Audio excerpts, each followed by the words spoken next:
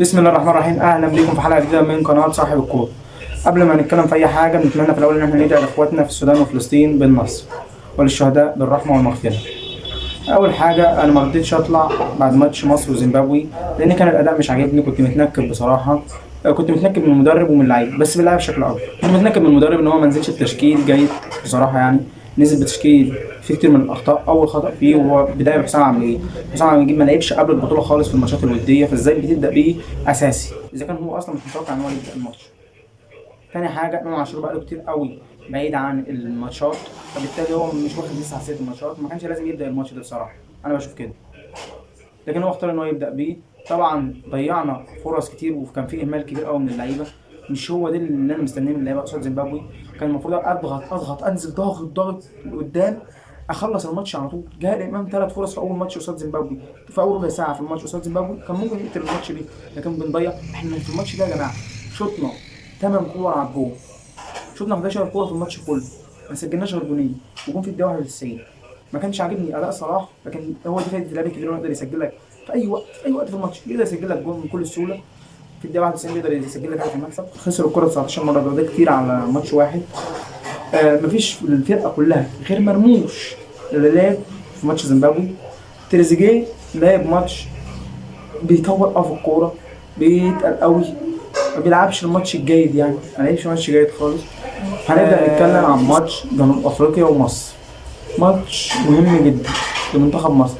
ده اللي حال انت اللي هتبقى في المركز الاول ولا جنوب افريقيا اللي في المركز الاول. ده ماتش مصيري في البطوله، على الاقل هيخليك تقابل في الماتشات الجايه مواجهات سهله في دور ال 16 على الاقل، يعني في دور 16 بس.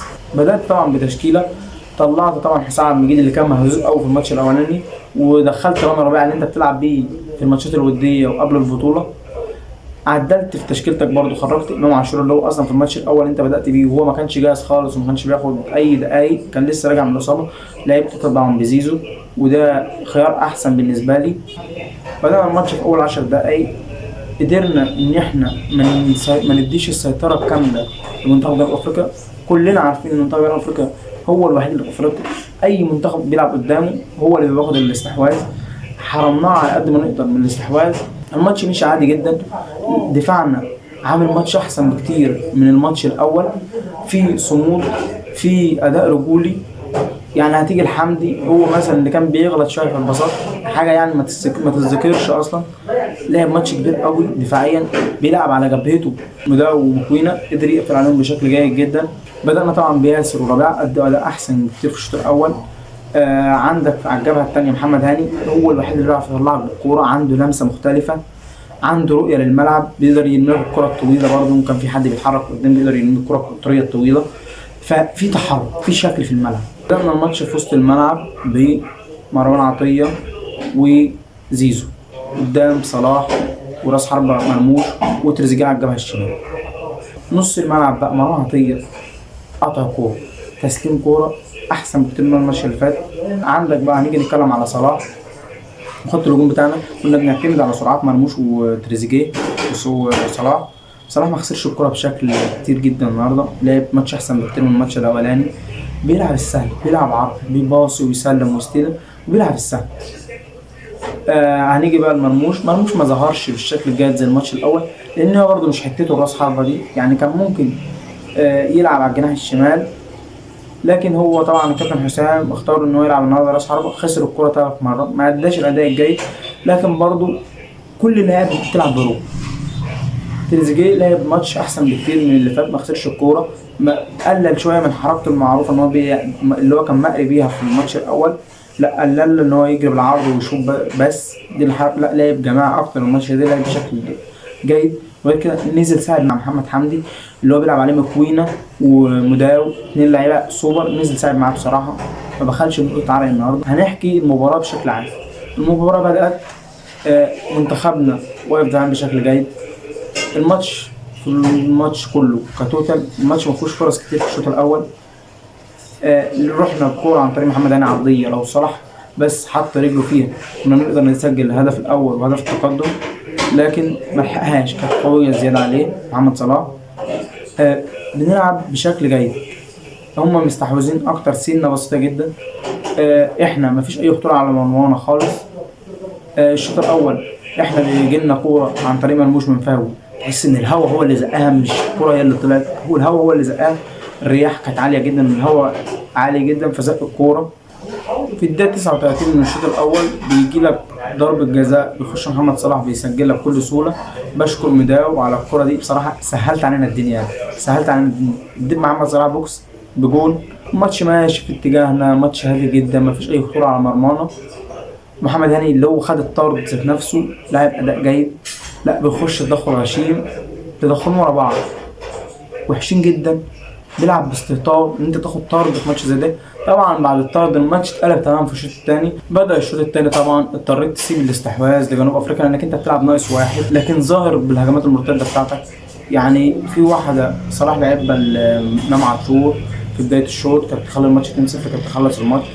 كانت صعبه بصراحه على امام زاويه ضيقه، بس الشوطه صدها الحارس ويليامز. ادى كره ثانيه لامام عاشور برضه لو واقف على حيله في الناحيه البدنيه، لكن اللعبه كانت تعملها طبعا من الدفاع فما لحقش ان هو يشوطها في الجول، قدرت تتشال قدامه. لكن انت ليك بوادر الخطوره حتى لو مش على المرمى، بس ليك بوادر الخطوره وانت ما يستعيد، ودي حاجه ايجابيه. طبعا بقى الماتش كله ماشي في استحواذ جنوب افريقيا. بصراحه لازم اشكر الشناوي النهارده، عرضيات كتير قوي جنوب افريقيا قدر يتعامل معاهم بشكل جيد جدا، ودي نقطه قوته ان هو يطلع في العالم ويخلص لك الدنيا ويريحك. عشان ما بتغلب من منطقتك فلازم لما تأدي اداء كبير نديك حق. تعامل مع كل الكرات العرضيه الماتش جنوب افريقيا. فريق جنوب افريقيا لحد الدقيقه 73 اول كره على المرمى ليهم في الشوط الثاني عن طريق مداو، كان لحد الدقيقه 73 كان الاستحواذ سلبي ليهم. بدا بعد الدقيقه 73 يكون في الشات غريبه من ياسر ابراهيم وربيعه في الدفاع، ولكن اداء رائع. انت بتقابل فريق يمكن احنا تراجعنا شويه، لكن انت بتقابل فريق يعني الكرة عندهم طق طق طق طق وقدرت تقفل عليهم.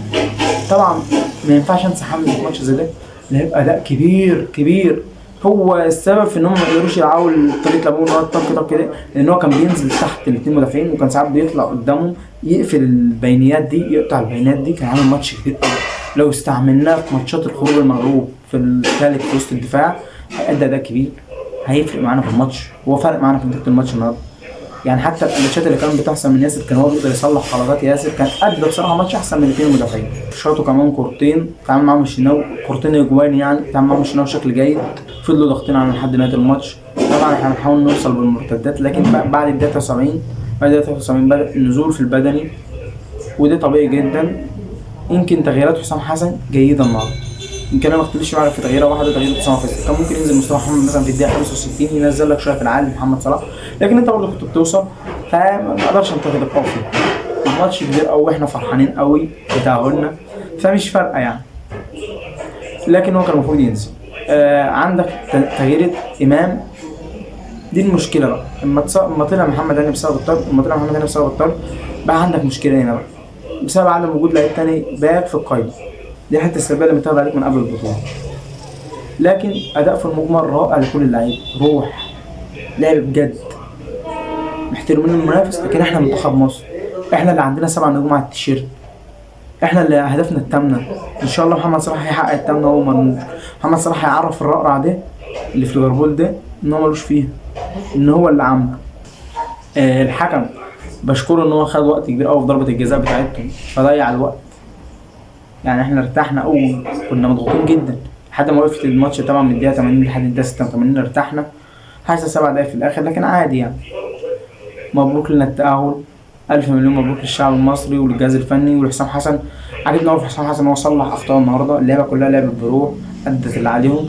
لما كل لاعب بيأدي اللي عليه بنديله حقه، وده المطلوب عشان ان شاء الله كلنا نفرح في النهائي ونفوز باذن الله. وتوقعات ان النهائي يكون بين مصر والمغرب، وان شاء الله مصر هتفوز ومحمد صلاح هيحقق اول بطوله كاس افريقيا ليه هو والجيل ده، لان الجيل ده يستحق. وصلنا نهائيين وخسرنا، لكن ان شاء الله النهارده ان شاء الله البطوله دي بتاعتنا من قلب المغرب. سلام، ما تنساش اللايك والشير.